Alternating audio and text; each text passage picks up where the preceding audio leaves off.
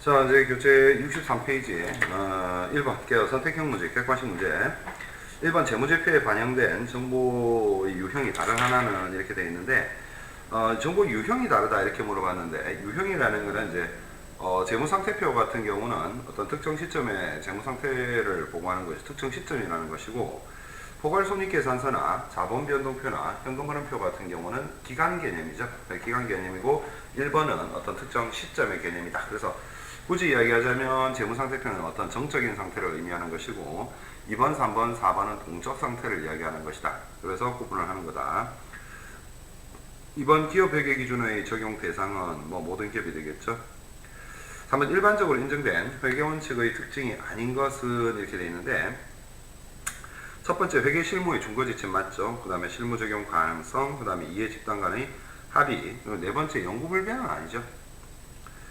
자, 회계의 순환 과정 순서대로 분계하고 전기하고 시산표 작성하고 결산하고 그 다음에 재무제표를 작성하는 거, 그 두 번째가 답이 되겠고, 그 다음에 목적적 합성을 충족시키기 위한 질적 속성과 거리가 먼 것은, 자, 하부 속성이 아닌 게 예측 가치나 피드백 가치 적시성 같은 경우는 목적적 합성을 충족시키기 위한 질적 속성이 되겠지만은 객관성 같은 경우는 목적적 합성하고 관련이 없죠. 자, 6번 목적적 합성, 신뢰성 모두에 관련되는 것은 세 번째 비교 가능성이 그렇겠죠.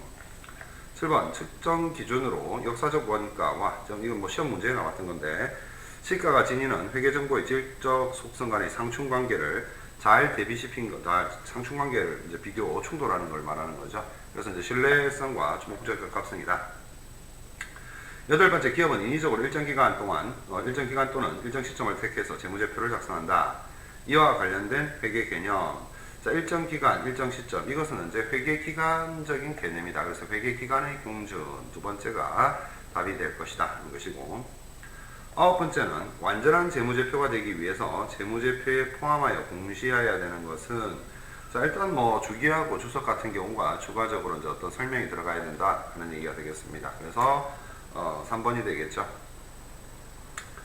자, 우리나라에 일반적으로 인정된 회계원칙은 3번에 보시면 주식회사의 외부감사에 관한 법률에 의거 증권선물위원회 심의를 거쳐 금융감독위원회가 제정하는 것이다 하는 것이고, 그 다음에 이제 11번에 가게 되면 회계정보의 속성 가운데 신뢰성과 관련이 없는 거. 앞에서 이제 우리가 피드백, 예측가치 이런 것들은 뭐와 관련이 있다? 목적적 합성과 관련이 있다고 했죠. 그래서 이제 1번 예측가치가 답이 되겠죠.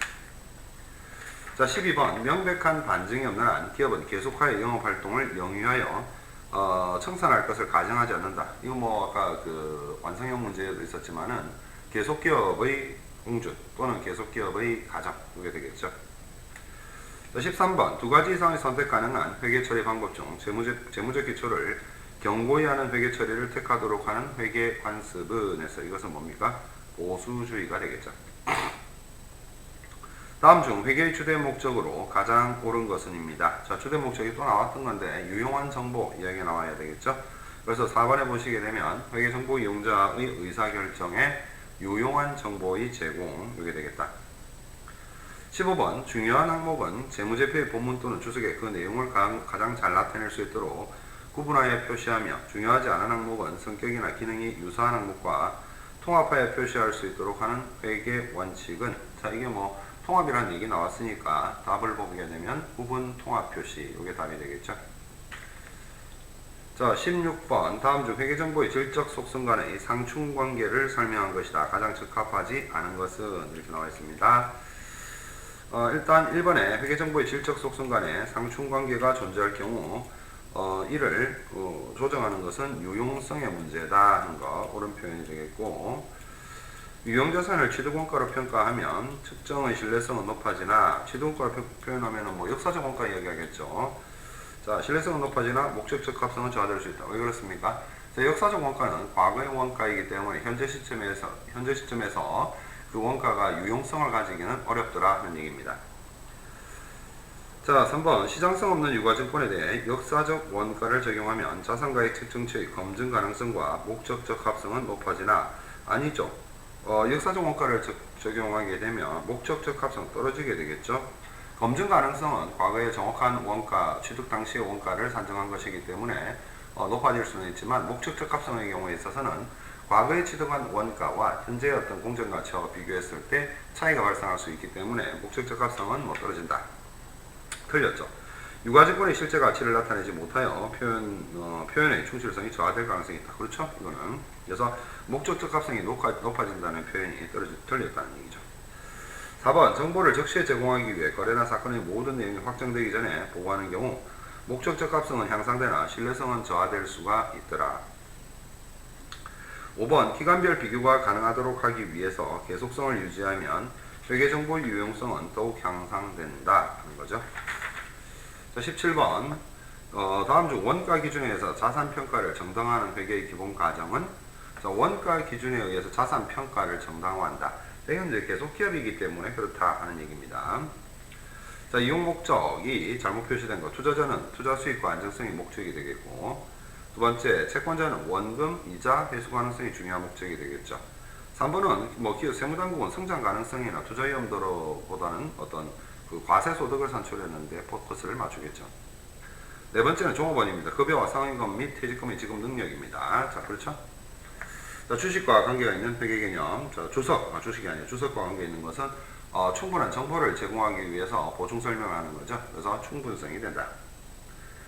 우리나라 기업 회계 기준의 제정에 관한 근거 법률, 주식회사의 외부 감사에 관한 법률이 되겠습니다. 자, 이 정도로 보고 이제 3장으로 가보죠. 미리 다 공부를 한 거, 중간고사 대비해서 공부를 한 거라 가지고 내용이 어려운 게 별로 없을 것 같은데, 자, 3장에 가보게 되면 이제 완성형 문제부터 봅니다. 회계에서 말하는 현금이란 한국은행에서 발행한 지폐, 동전 등의 통화, 자기압수표, 우편한 증서와 같은 뭐라고 이야기한다? 통화 대용 증권을 말한다. 이렇게 이야기하죠. 2번 소액의 경비 지출을 위해서 부서별로, 자, 소액의 경비 지출 나오는 거 보니까 소액 현금 이야기하는 것 같다. 그죠? 부서별로 미리 지급하여 두는 현금을 소액 현금이라 하고, 이때 일정 금액을 다시 보충해 주는 방법을 일정 금액, 정액이죠. 정액 자금 전도 제도라고 한다 하는 거. 요즘에는 사실 실용성은 별로 없습니다. 그죠? 그래서 3번은 현금은 자산 항목 중에서 가장 입출이 빈번할 뿐만 아니라 중점적으로 관리해야 할 항목이므로 별도로 현금 출납장이라는 보조부를 만들어 현금에 대한 입출금을 관리하도록 한다. 그래서 현금 출납장이 되겠죠. 자, 4번은 장부상 현금 잔액과 실제상 현금 잔액이 일치하지 않을 경우에는 어떤 계정을 쓴다? 현금 과부족 계정을 설정해서 기입한 후에 불일치의 원인을 조사를 하는 것이죠. 5번 당좌예금의 입금은 자산의 증가로서 어디에다? 당좌예금 계정의 차변에 기록하고, 당좌예금의 인출은 자산의 감소로서 당좌예금 계정의 대변에 기록을 한다. 이렇게 되어 있습니다. 자, 5번입니다. 이제 6번입니다. 무엇이란 여유자금을 장단기적으로 운영하여 이익을 얻기 위해 투자한 주식 또는 채권 등으로 이는 언제라도 현금화할 수도 있는 증권 형태의 자산을 말한다. 이렇게 해서 뭐가 된다? 이건 유가증권을 이야기하는 겁니다. 7번 현금 및 현금성 자산에는 통화와 통화대용증권, 당좌예금, 그 다음에 뭐가 있다? 보통예금, 기타 현금 등가물을 포함한다. 이렇게 되어 있고, 8번 시장성이 있는 주식, 사채, 공채 등을 일시적으로 소유할 목적에서 이를 일시적이라는 표현이 등장했죠. 그러면은 단기매매증권 내지는 단기매매 금융자산 이렇게 되겠습니다. 자, 9번 단기매매증권을 처분한 때에는 그 장부가액을 단기매매증권 계정의 대변에 기입함과 동시에 장부가액과 처분가액의 차액을 단기매매증권 처분이익 계정의 대변 또는 처분 손실 계정의 차변, 그러니까 처분 이익은 대변에 가고 처분 손실은 차변에 가도록 하고 있죠. 10번 기업이 재화를 판매하거나 자금을 대여함으로써 발생하는 채권을 총칭해서 뭐라고 한다? 수취채권이라고 하죠. 상품이나 원재료의 매입 과정에서 발생하는 채무를 뭐라고 합니까? 우리가 주된 영업활동과 관련되어 있으니까 이것을 매입 채무라고 한다고 하죠. 12번 매출 채권은 무엇과 무엇을 통합했다? 외상 매출금과 받을 어음을 통합한 계정이고, 반대로 외상 매입금과 지급 어음을 통합해서 우리는 매입 채무 계정으로 보고를 하도록 하고 있습니다. 13번 대손 발생 시의 회계 처리 방법에는 대손이 확정될 때마다 단기의 대손 비용으로 처리하는 직접상각법과 수취채권이 기록되는 연도에 대손을 예상해서 미리 대손 비용을 계상하는 뭐가 있다? 충당금 설정법이 있죠. 그래서 기업회계 기준은 수익 비용 대응의 원칙에 따라 이러한 충당금 설정법만을 인정을 하고 있습니다. 14번 거래처의 파산이나 행방불명 등의 이유로 수취채권을 회수할 수 없더라. 이걸 뭐라고 한다? 대손이라고 하고, 이때 이 대손으로 인해서 발생하는 비용을 우리가 대손상각비라고 하죠.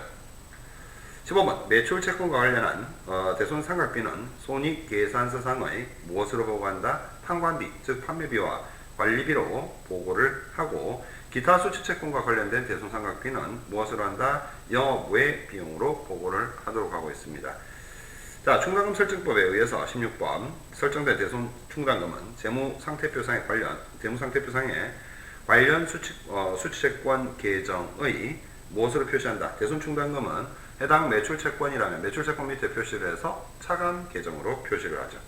차감 항목으로. 17번 약소금을 받은 기업은 그것이 상품 판매의 대가이면 받으러옴 계정에 기록을 하고, 고정자산, 유형자산을 처분한 대가이면 뭐로 처리해야 됩니까? 미수금으로 처리를 해야 되겠죠.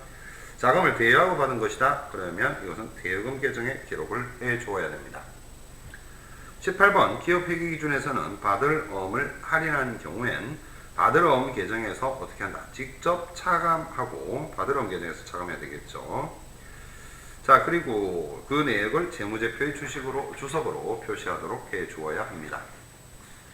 19번 보유하고 있던 어음을 지급수단으로 제3자에게 양도하는 것을 뭐라고 한다? 뭘 양도한다? 이것을 우리가 배서 양도라고 하고, 또 자금 조달을 목적으로 은행 등에서 만기까지 이자 상당액을 차감한 대가를 받고 금융기관의 어음을 양도하는 것도 뭐라고 한다? 배서 양도라고 한다는 거죠.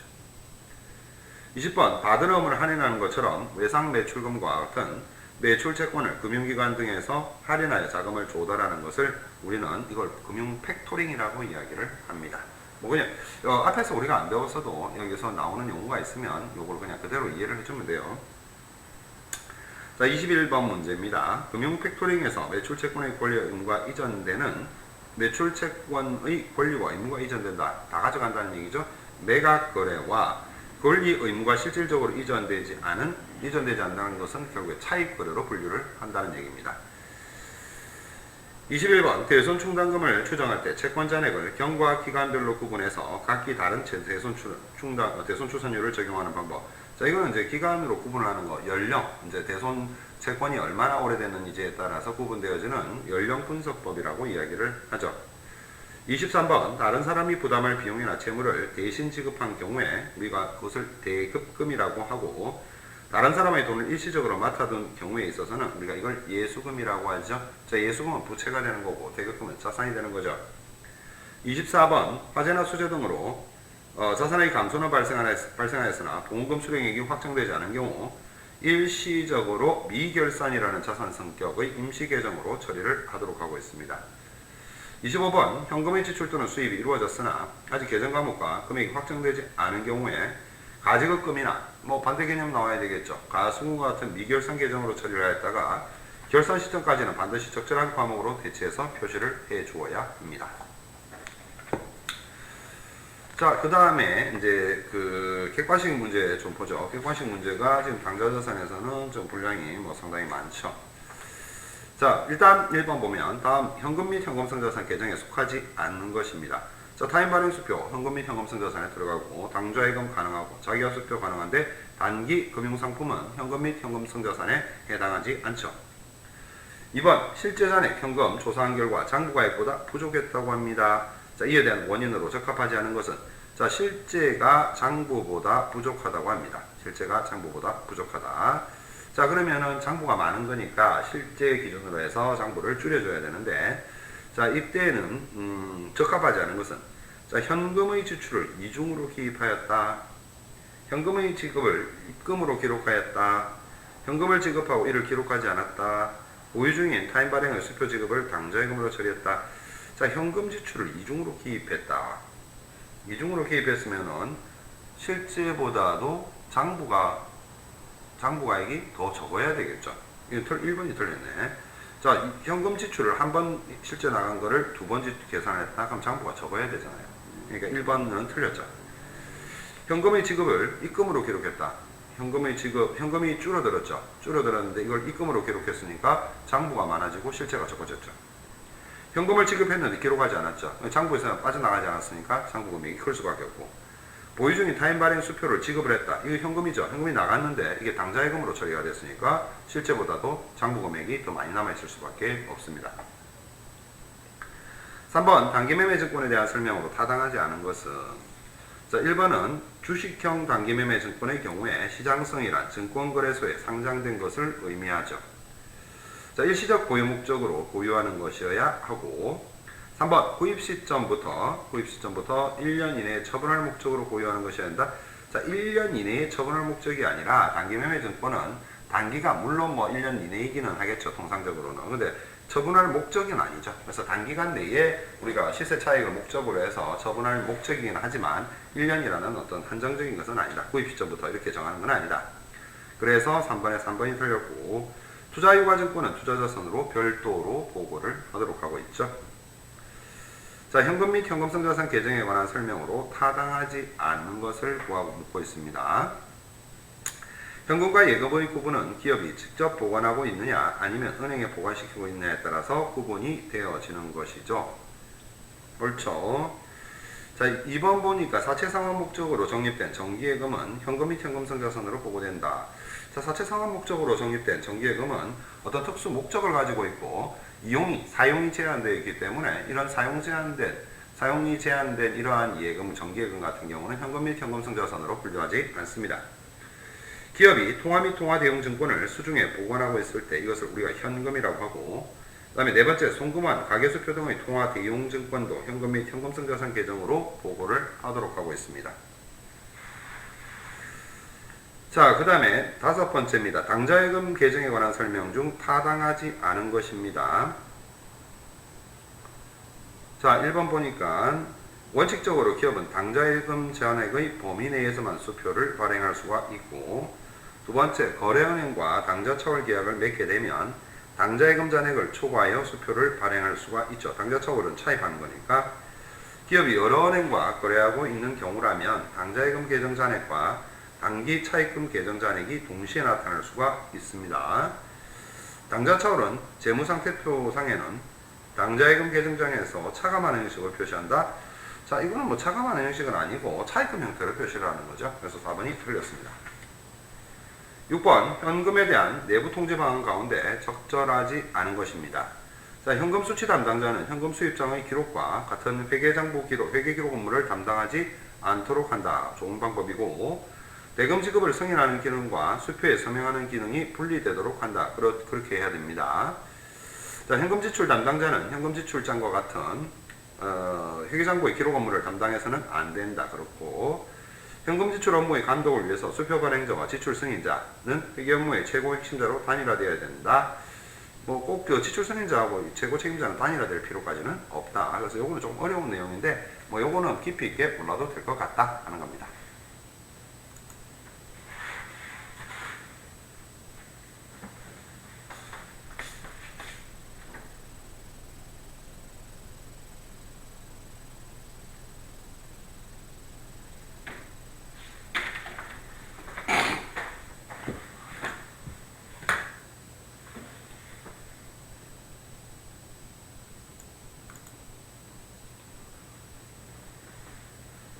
자, 그 다음에 7번입니다. 대금 지급 시에 요구되는 내부 통제 절차로서 적합하지 않은 것입니다.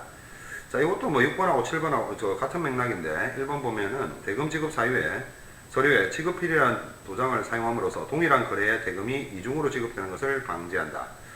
소액임금을 제외한 모든 지출은 반드시 수표로 지급하도록 한다. 자, 이건 뭐 당좌예금과 관련해서 그렇게 하시는 게 좋고, 회사가 정하는 일정한 승인 절차를 거친 정당한 금액만이 지출되도록 한다. 4번 같은 경우 상당히 안 좋은 방법이죠. 모든 지출 청구서를 모아두었다가 회계연도 말에 일괄 지급한다? 그건 아니죠. 지출 청구서 그때그때 확인해서 처리해줘야 되니까 4번이 틀렸습니다. 자, 8번 문제 봅니다. 현금 보유액과 회계장부상의 금액이 상호일치하지 아니하는 경우 회계 처리 내용으로 부적합한 것. 자, 일단 1번 보니까 현금 과부족 계정을 설정해서 이를 임시적으로 기록한다. 옳죠.